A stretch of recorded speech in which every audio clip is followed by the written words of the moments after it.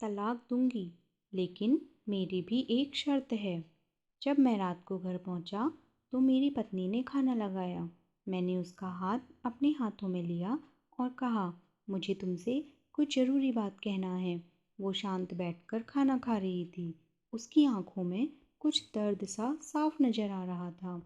अचानक मुझे नहीं पता कैसे कहूँ, मगर मुझे उसे बताना ही था। मैंने बड़ी शांति से कहा, मुझे तलाक चाहिए। लगा जैसे उसे मेरे शब्दों से कुछ फ़र्क नहीं पड़ा, बल्कि उसने मुझसे पूछा, क्यों तलाक चाहिए? मैंने उसके सवाल को अनसुना किया तो उसे गुस्सा आ गया।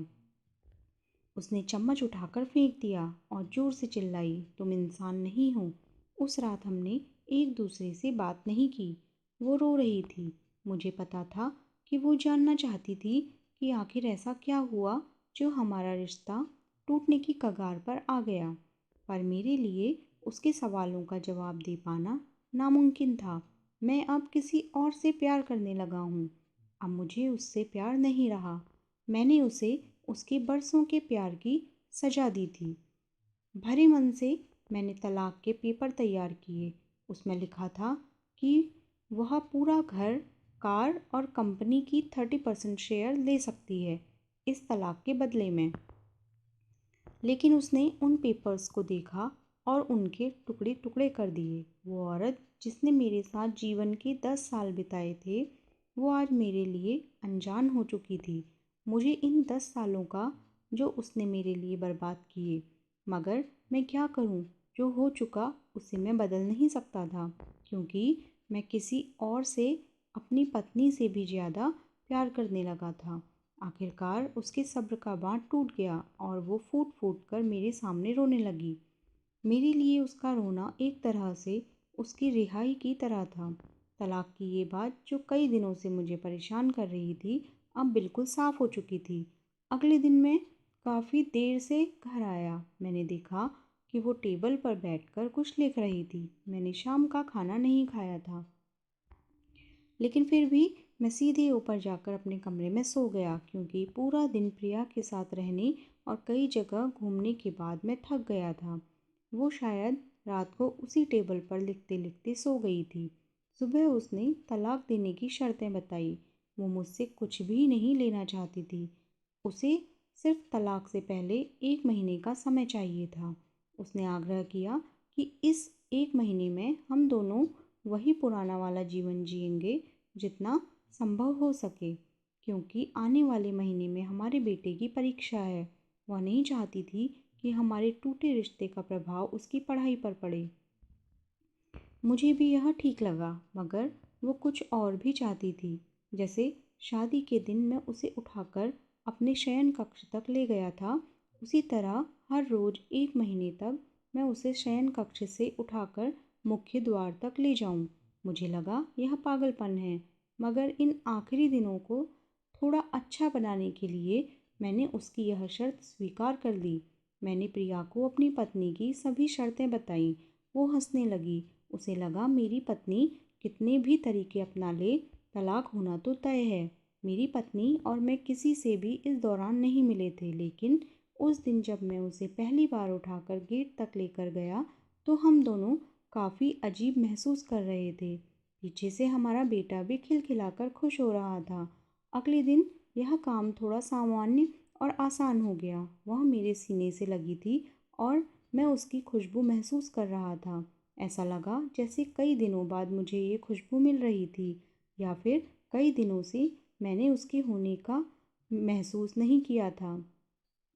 पहले जितनी उसमें वो कसाव नहीं था और चेहरे पर कुछ हल्की झुर्रियाँ नज़र आ रही थी और बाल भी सफ़ेद होने लगे थे। ये वही औरत थी जिसने अपने जीवन के 10 साल मुझे समर्पित किए थे।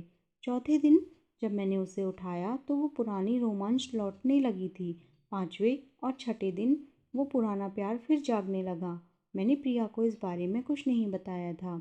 अब उसे उठाना और आसान हो गया था। शायद हर रोज़ यह सब करने का मैं आदी हो गया था। एक दिन वह अपनी पसंद की साड़ी निकाल रही थी, लेकिन कुछ खास नहीं ढूंढ पाई।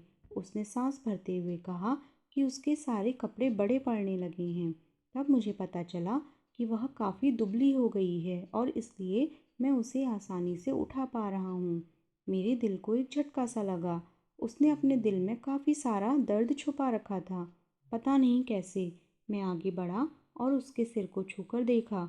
अचानक हमारा बेटा आया और बोला कि पापा, ये तो मम्मा को उठाकर बाहर ले जाने का समय हो गया है।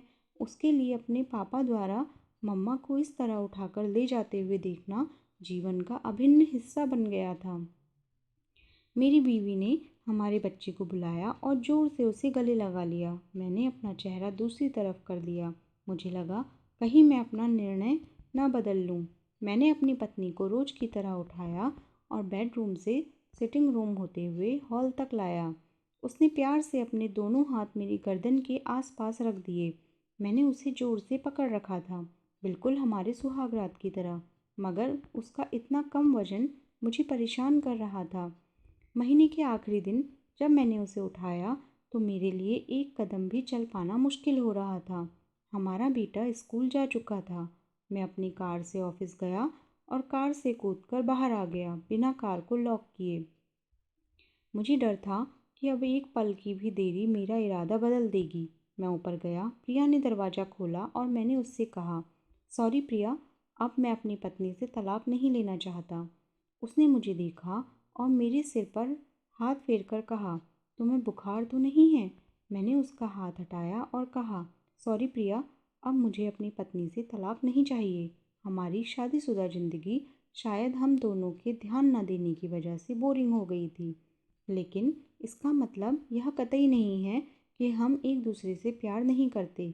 अब मुझे एहसास हुआ है कि जिस दिन मैं उसे शादी करके अपने घर लाया था, उस दिन से जीवन के आखिरी दिन तक मुझे उसका साथ निभाना है। प्रिया के होश उड़ गए। उसने मुझे एक जोरदार चांटा जड़ दिया मेरे मुंह पर। वह रोने लगी और दरवाज़ा अंदर से बंद कर लिया। मैं सीढ़ियों से नीचे उतरा और आकर अपनी कार में बैठ गया। आगे एक फूल वाले की दुकान पर रुका और अपनी प्यारी पत्नी के लिए एक सुंदर सा गुलदस्ता लिया। दुकानदार ने पूछा कि इस पर क्या लिखना है। मैंने मुस्कुराते हुए कहा कि मैं तुम्हें जीवन के आखिरी दिन तक यूं ही उठाता रहूँगा, मेरी अर्धांगिनी। उस शाम जब मैं घर आया, हाथों में गुलदस्ता लिए, मेरे चेहरे पर एक मुस्कान थी। मैं ऊपर अपने कमरे की तरफ भाग कर गया, लेकिन तब तक वह मुझे छोड़कर इस दुनिया से जा चुकी थी, हमेशा के लिए। वो कई महीनों से कैंसर से लड़ रही थी, लेकिन मैं प्रिया के साथ इतना खोया हुआ था कि कभी ध्यान ही नहीं रहा। उसे पता था वह जल्दी ही मुझे छोड़कर जाने वाली है, इसलिए वह मुझे और मेरे बेटे के रिश्ते को टूटने से बचाना चाहती थी। मैं नीच उससे तलाक लेना चाहता था, लेकिन फिर भी उसने मुझे मेरे बच्चे की नज़रों में एक प्यारा पति और पिता बना दिया था। जीवन की छोटी छोटी बातें रिश्तों में बहुत महत्व रखती हैं। बड़ा घर, बड़ी कार और बैंक बैलेंस ये खुशियों का हिस्सा ज़रूर बन सकते हैं, मगर अपनों के बिना इनकी कोई कीमत नहीं।